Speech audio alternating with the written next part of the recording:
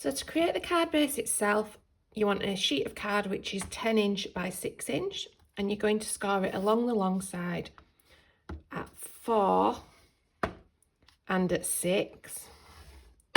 Spin it around onto its short side and score it at 4 all the way down to this 6 score line here, but stop at that 6.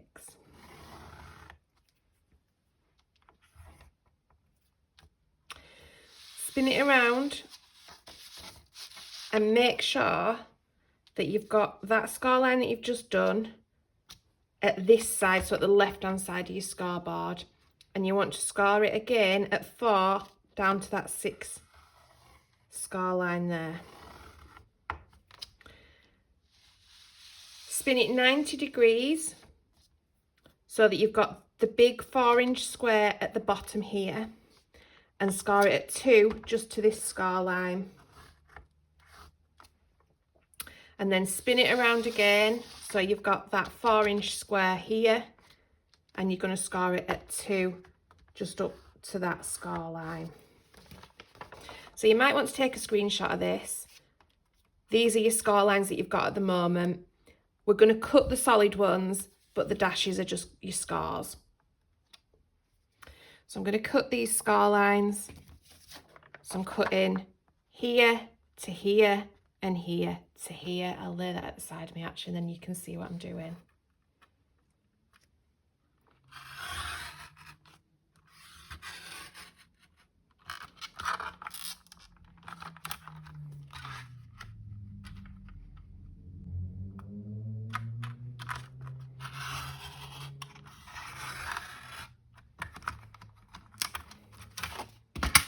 So you cut like that.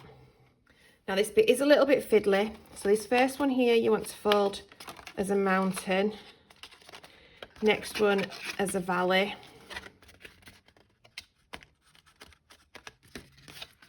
You want to do the same here. So mountain, valley,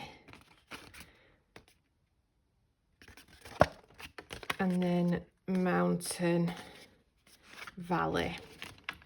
And it should fit into a 6x6 envelope. Just scar that. Sorry, just burnish that. There we go. And that's your card base all done. That's the hard bit done. So now it's just a case of decorating it. And then to do that, I've got 4 mats and layers. This is a pattern paper from, it's a digital download from Creative Stamping, issue 139. And these measure, the mats are 1 3/4 by 1 3/4, and the pattern paper is 1 1/2 by 1 1/2. I'm just gonna add some glue onto the back of these and get these onto here. I will speed this bit up.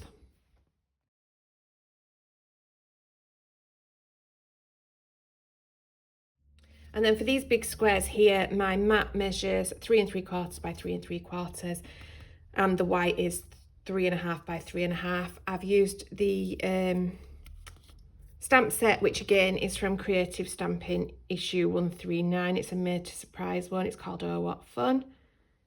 And I've just coloured him up using some Copic markers and finished the panel itself off with some Nouveau drops in silver lining.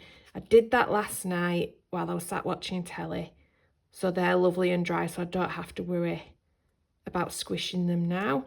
If you're doing it, if you're doing it and they're not dry, I suggest that you glue these down and then finish it with your Nouveau drops afterwards. And if I've done this right, I've positioned this little penguin here so that when you first pull him out the envelope, you can't see him. So he should, yay, it's worked. He should hide behind there as he comes out of the envelope. So there you have it. I really hope that you enjoyed that. Please don't forget to hit that like and subscribe button.